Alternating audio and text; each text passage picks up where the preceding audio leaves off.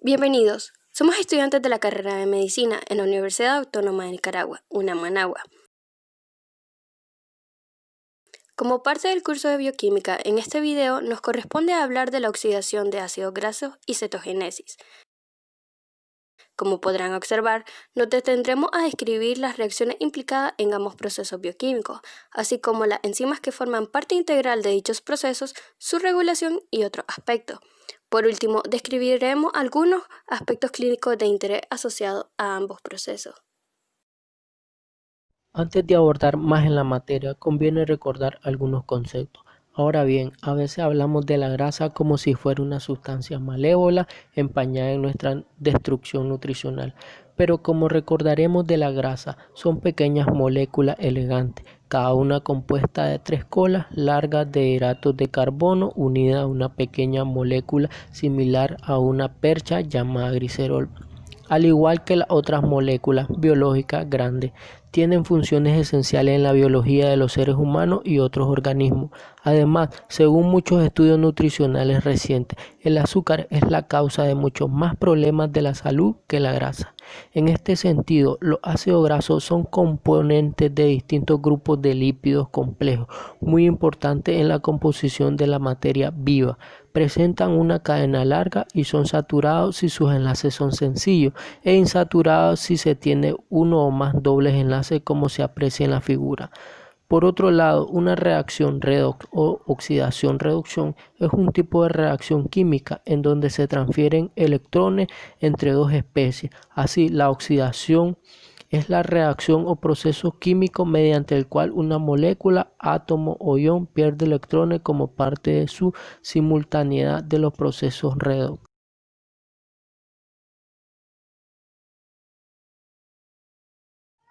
Como bien sabemos, a este punto los ácidos grasos son obtenidos mediante la dieta y luego son almacenados, así una vez liberados de los adipocitos. Los ácidos grasos son transportados por el torrente sanguíneo en el complejo albúmina-ácidos grasos hasta los tejidos. De tal manera que antes de que estos se puedan catabolizar, deben convertirse en un intermediario activo, lo cual sucede en la citoplasma de las células y es el único paso en la degradación completa de un ácido graso que necesita energía proveniente del ATP. Bien, en presencia de ATP y coenzima A, la enzima acil-CoA sintetasa, conocida como tiosinasa, cataliza la conversión de un ácido graso libre en un ácido graso activo o acil-CoA, usando un fosfato de alta energía con la formación de adenosín monofosfato AMP y pirofosfato, como se aprecia en la figura. La pirofosfatasa inorgánica hidroliza el pirofosfato con pérdida de otro fosfato de alta energía, lo que asegura que la reacción general continúe hasta que se complete y el carboxilo se activa como tioéster acil-CoA. Ahora bien, ya hemos activado los ácidos grasos, pero para pasar al interior mitocondrial hace falta un sistema transportador de ácidos grasos, y aquí es donde entra la carnitina, llamada a veces lanzadera. La imagen de la derecha nos será útil para describir el papel de la carnitina en el transporte de ácidos grasos de cadena larga a través de la membrana mitocondrial interna. En primer lugar, la acetil-CoA de cadena larga entra al espacio intermembrana después de su formación con la acetil-CoA sintetasa, pero no puede pasar a través de la membrana mitocondrial interna. Por ende, para que haya transporte a través de la membrana, los grupos acilos son transferidos de la CoA a la carnitina por la carnitina palmitol transferasa 1, embebida en la membrana mitocondrial externa. Así, la acilcarnitina formada puede ser transportada entonces hacia la matriz mitocondrial por la carnitina acilcarnitina translocasa, embebida en la membrana mitocondrial interna, en intercambio por una carnitina libre. A continuación, el grupo acilo es transferido de regreso a la CoA por la carnitina palmitol transferasa 2, lo cual vuelve a formar acil-CoA, y la carnitina liberada es transportada de regreso hacia el espacio intermembrana mediante la enzima translocasa.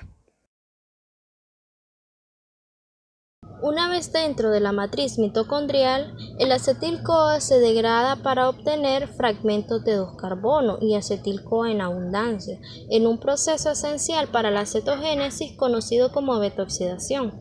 En esencia, la degradación de los ácidos grasos es una ruta cíclica, puesto que la liberación de cada fragmento de 2 átomos de carbono es seguida inmediatamente por la otra, hasta alcanzar la longitud total de la molécula. Por ende, para degradar completamente un ácido graso de 14 carbonos, hacen falta 6 ciclos de beta-oxidación. El cálculo se realiza mediante la siguiente fórmula, que el número de ciclo corresponderá al número de carbonos sobre 2 y tal resultado menos 1. Es importante señalar, antes de describir las reacciones, que en cada ciclo se produce una molécula de FAT2 y otra de NAD. Por ende, habrá una gran cantidad de energía resultante, como mencionamos al inicio. De igual manera, es importante tener en cuenta, puesto que se necesitará para establecer el balance global del proceso, que un FAT2 equivale a 1.5 a 2 ATP y un NAD equivale de 2.5 a 3 ATP. Eso va a depender de la bibliografía que se tome en cuenta. Dicho lo anterior, tenemos que las reacciones que tienen parte en este proceso son las siguientes. La primera es una reacción de deshidrogenación y consiste en la formación de un doble enlace del carbono alfa y el carbono beta por la eliminación de 2 átomos de hidrógeno. Es catalizada por una enzima acid coenzimada deshidrogenasa que forma una molécula de trans-2-enoil S coenzimada y una molécula de FAD más cofactor, como se aprecia en la imagen.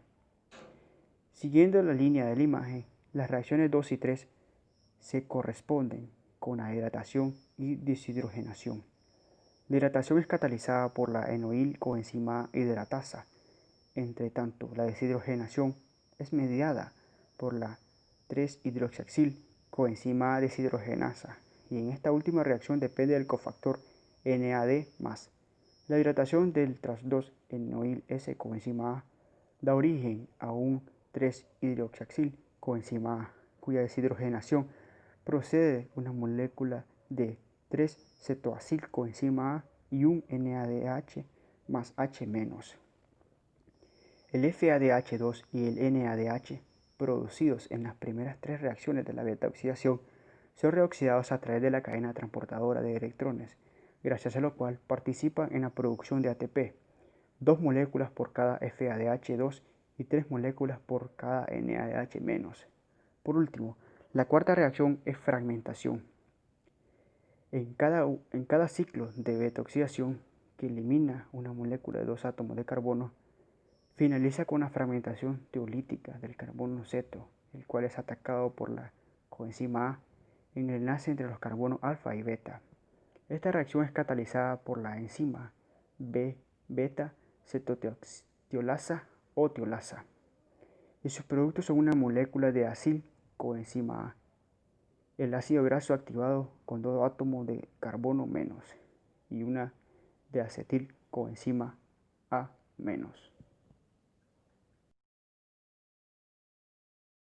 En aquellos ácidos grasos de número impar de átomos de carbono, que no son muy abundantes, la molécula del último ciclo de degradación tiene 5 átomos de carbono, pero que su fragmentación produce una molécula de acetil-CoA, que éste ingresa al ciclo de Krebs y otra propinil-CoA. Como se ve en la imagen, el propinil-CoA se carboxila mediante la propinil-CoA carboxilasa. Esta reacción es dependiente de ATP y con biotina como cofactor, para un compuesto de 4 carbonos, el metilmelonil-CoA o de metilmalonil-CoA, que se transforma en su forma R mediante la metilmalonil-CoA racemasa. El R-metilmalonil-CoA es sustrato de la metilmalonil-CoA mutasa, dependiente de la vitamina B12, que mediante un reordenamiento intramolecular produce suinil-CoA, que se incorpora al ciclo de Krebs. Es interesante destacar que el propinil-CoA también es producto final del metabolismo de algunos aminoácidos, que son isoleucina, valina y metionina, y de la degradación de la cadena lateral del colesterol. Ahora bien, Muchos lípidos celulares tienen cadenas de ácidos grasos con insaturaciones, es decir, que poseen uno o más enlaces dobles entre sus átomos de carbono. Por lo tanto, la oxidación de estos ácidos grasos es un poco diferente a la de los ácidos grasos saturados, pues dos enzimas adicionales, la enoil-CoA isomerasa y la 2,4-dionoil-CoA reductasa, se encargan de eliminar dichas insaturaciones para que estos ácidos grasos puedan ser sustrato de la enzima enoil-CoA hidratasa. De igual manera, hay una diferencia entre si es monoinsaturado o poliinsaturado. Ejemplo, para un ácido graso monoinsaturado, ácido oleico, 18 carbonos con un doble enlace.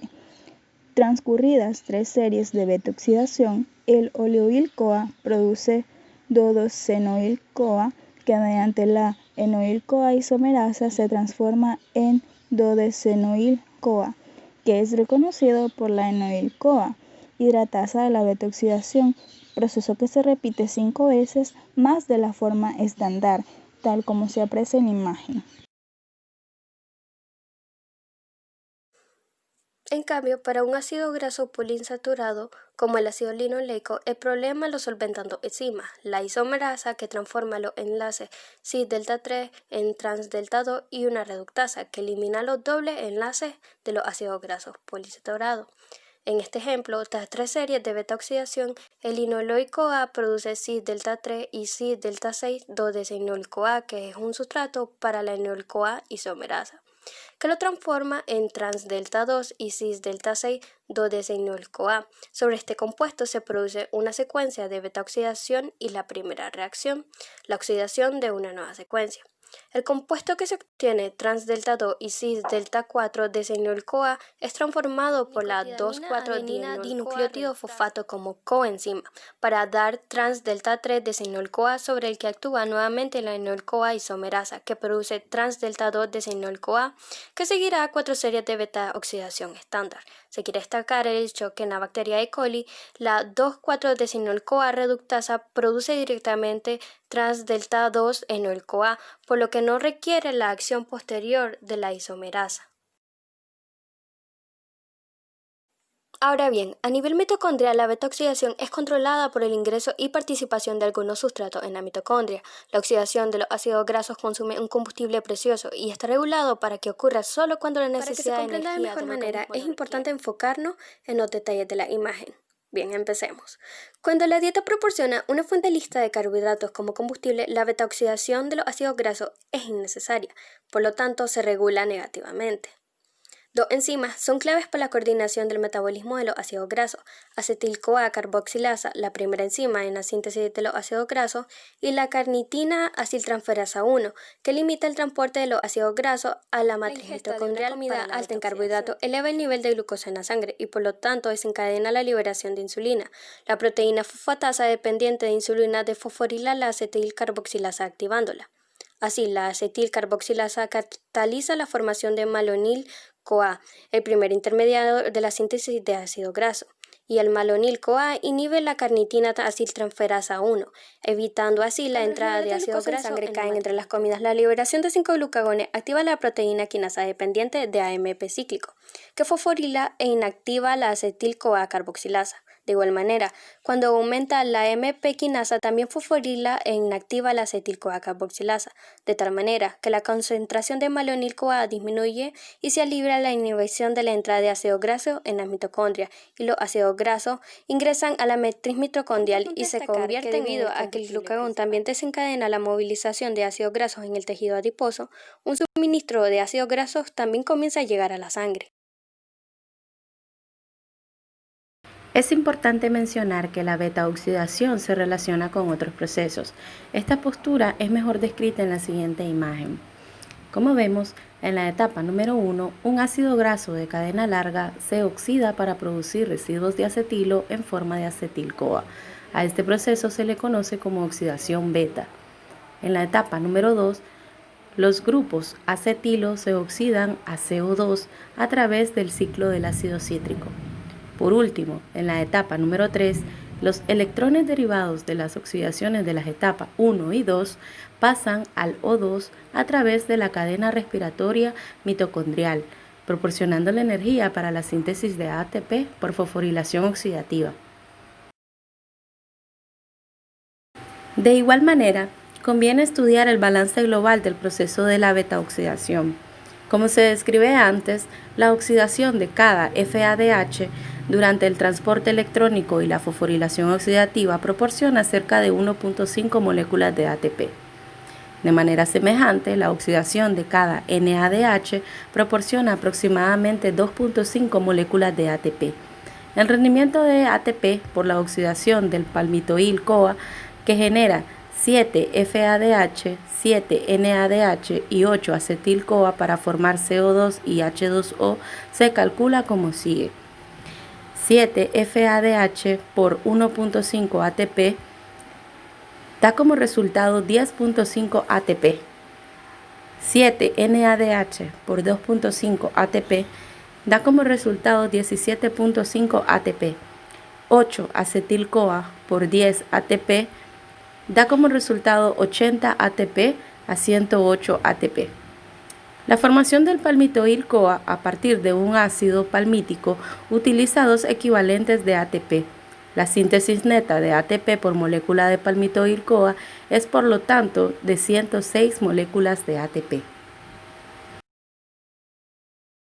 Ahora bien, la matriz mitocondrial es el sitio principal de oxidación de ácidos grasos en células animales. Pero en ciertas células, otros compartimentos también contienen enzimas capaces de oxidar ácidos grasos a acetilcoenzima A, por una vía similar pero no idéntica a la de las mitocondrias. En los animales, la beta-oxidación en peroxisomas parece acortar ácidos grasos de cadena muy larga, pues las aciltransferases de carnitina peroxisómicas catalizan la transferencia de estas moléculas al interior de los peroxisomas, donde se oxidan para formar acetilcoenzima A y moléculas de acilcoenzima A de cadena media se degradan a continuación mediante oxidación dentro de las mitocondrias. Aunque las reacciones de la beta-oxidación peroxisómica son semejantes a las de las mitocondrias, existen algunas diferencias notables. En primer lugar, la reacción inicial en la vía peroxisómica es catalizada por una acilcoenzima A oxidasa que utiliza FAD. Entonces, la coenzima reducida FADH2 que se produce cede sus electrones directamente al dioxígeno en lugar de la UQ. La catalasa convierte el H2O2 que se produce cuando se oxida el FADH2 en agua. En segundo lugar, las dos reacciones siguientes de la oxidación peroxisómica están catalizadas por dos actividades enzimáticas, la hidrasa de noilcoenzima A y la deshidrogenasa de trihidroxiacilcoenzima A, que se encuentran en la misma molécula proteínica. Finalmente, la última enzima de la vía, tiolasa de cetoacilcoenzima A, tiene una especificidad de sustrato diferente a la de su versión mitocondrial, puesto que no se une de forma eficaz a la acilcoenzima A de cadena media. La mayor proporción de acetil-CoA que se produce durante la oxidación de los ácidos grasos se utiliza en el ciclo del ácido cítrico o en la síntesis de isoprenoides. En condiciones normales, el metabolismo de los ácidos grasos está regulado con tanto cuidado que solo se producen pequeñas cantidades sobrantes de acetil-CoA. En un proceso que se denomina cetogénesis, el exceso de moléculas de acetil-CoA se convierte en los denominados cuerpos cetónicos. Con respecto a esto último, los tres cuerpos cetónicos son acetoacetato, el cual si no es oxidado una forma útil para obtener energía, es la fuente de otros dos cuerpos cetónicos siguientes: acetona, el cual no es usado como fuente de energía, o es exhalado o excretado como desecho; beta-hidroxibutirato, el cual no es, en sentido técnico, una acetona de acuerdo a la nomenclatura IUPAC. Aquí es donde terminó cuerpos. Es un artefacto histórico, pues los compuestos son solubles en sangre y orina, no en partículas, y no todos son cetonas. Sin embargo, esta también es útil para generar energía. Con respecto a la síntesis de estos cuerpos, tenemos que el proceso de cetogénesis comienza a partir de los productos de la beta-oxidación. Acetacetil-CoA o acetil-CoA. Cuando el sustrato acetil-CoA, el primer paso es la condensación de dos moléculas de acetil-CoA para formar acetoacetil-CoA, gracias a la acción de la enzima beta-acetotiolasa, tal como se aprecia en la imagen. En la segunda reacción, la molécula de acetoacetil-CoA se condensa con otra molécula de acetil-CoA para formar beta-hidroxibeta-metilglutaril-CoA por acción de la enzima beta-hidroxibeta-metilglutaril-CoA sintasa. Y por último, la beta-hidroxibeta-metilglutaril-CoA liasa hidroliza el beta-hidroxibeta-metilglutaril-CoA en una molécula de acetoacetato y libera una de acetil-CoA. El acetoacetato se reduce hasta el beta-hidroxibutirato por la intervención de beta-hidroxibutirato deshidrogenasa. Esta reacción depende de NADH. El principal cuerpo cetónico, acetoacetato, es un beta-cetoácido que experimenta descarboxilación no enzimática. Este proceso es sencillo y produce cetona y CoA2, dióxido de carbono. Esta serie de reacciones da lugar hacia los cuerpos cetónicos. Estos, al ser solubles en agua, pueden ser transportados de forma sencilla a través de la circulación sanguínea, sin necesidad de anclarse a una estructura de albumina, como es el caso de los ácidos grasos, que son insolubles en medio acuoso. La actividad cetogénica del hígado está regulada, en primer lugar, por la liberación de los ácidos grasos del tejido adiposo, por acción de la lipasa hormonosensible, que depende de la proporción insulina-glucagón, y donde los propios cuerpos cetónicos estimulan la producción de glucagón por el páncreas. En segundo lugar, por la regulación de la beta-oxidación, dependiente de la concentración de malonil-CoA, debido a su efecto inhibidor sobre la entrada de los ácidos grasos a la matriz mitocondrial. Algunas bibliografías solo hacen referencia a este punto solo sobre la actividad general de la carnitina palmitoyltransferasa 1, sin embargo ya se expuso en otro apartado cómo funciona el malonil-CoA con respecto a esta enzima. Por último, tenemos la participación de acetil-CoA entre la vía de la cetogénesis y el ciclo del ácido cítrico. Así, cuando predomina la beta-oxidación sobre la biosíntesis de ácidos grasos, predomina la cetogénesis. Estos aspectos se aprecian de mejor manera en la imagen, donde los efectos reguladores positivo y negativo están representados mediante flechas discontinuas y el flujo del sustrato por flechas continuas. Ahora bien, en tejidos extrahepáticos, el acetoacetato se activa hacia acetoacetil-coenzima A por medio de la succinil-coenzima A acetoacetato, coenzima A transferasa. La coenzima A se transfiere desde la succinil-coenzima A para formar acetoacetil-coenzima A con la adición de una coenzima A. La acetoacetil-coenzima A se divide en 2-acetil-coenzima A mediante la tiolasa y se oxida en el ciclo del ácido cítrico. Si hay incremento de la cifra sanguínea, la oxidación de cuerpo cetónico aumenta hasta una concentración de alrededor 12 moles sobre litro, saturando la maquinaria oxidativa. Cuando sucede esto, una proporción grande del consumo de oxígeno puede explicarse por la oxidación de cuerpo cetónico. En la mayor parte de los casos, la cetonemia se debe a un incremento de la producción de cuerpos cetónicos en el hígado, más que a una deficiencia de su utilización por los tejidos extrahepáticos. Aun cuando los tejidos extrahepáticos oxidan con facilidad el acetoacetato y el hidroxibutirato, la acetona es difícil de oxidar en tejidos vivos y en gran parte se volatiliza en los pulmones. Con respecto a la correlación clínica, tenemos que la oxidación alterada de ácido graso da lugar a enfermedades que suelen mostrar vínculo con hipoglucemia. Así, la deficiencia de carnitina puede aparecer sobre todo en el recién nacido debido a la biosíntesis inadecuada o escape renal. Los síntomas de deficiencia son hipoglucemia, que es una consecuencia de oxidación alterada de ácido graso, y acumulación de lípidos con debilidad muscular.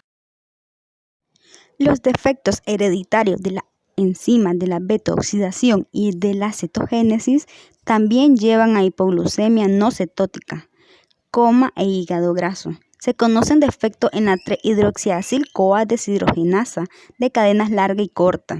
La deficiencia de la enzima de cadena larga puede ser una causa de hígado graso agudo del embarazo. La deficiencia de 3-cetoacil-CoA-tiolase de HMG-CoA liasa también afecta la degradación de leucina, el cual es un aminoácido cetogénico. También podemos mencionar la enfermedad del vómito jamaicano. Se produce por comer la fruta no madura del árbol Bligia sápida que contiene la toxina hipoglicina, la cual desactiva la acil-CoA deshidrogenasa de cadenas media y corta, lo que inhibe la beta-oxidación y origina la hipoglucemia.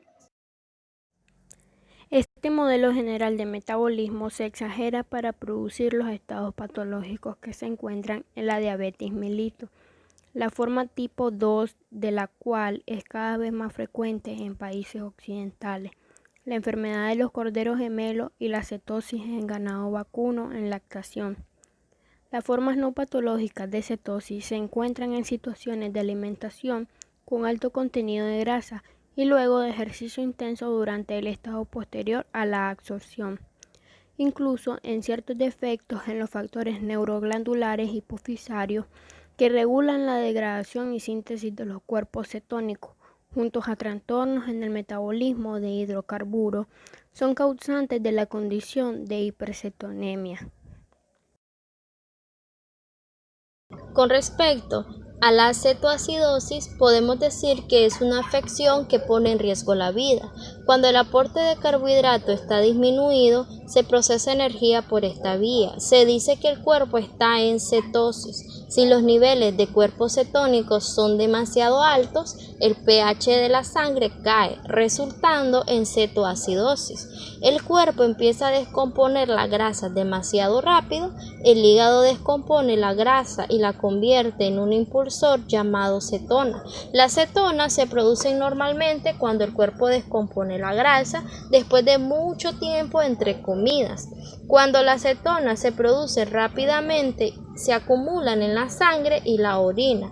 Pueden ser tóxicas, haciendo que la sangre se vuelva ácida.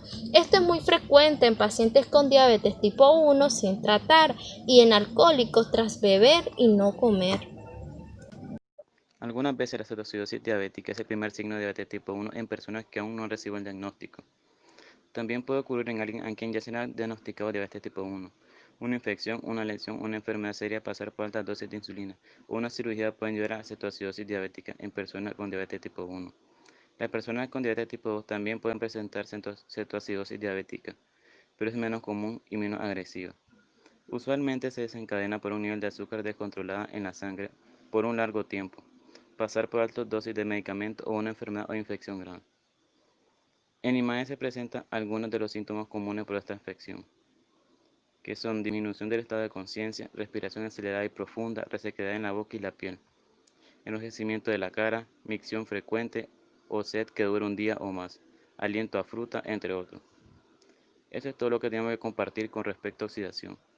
Aquí están las referencias bibliográficas que se tomarán en cuenta.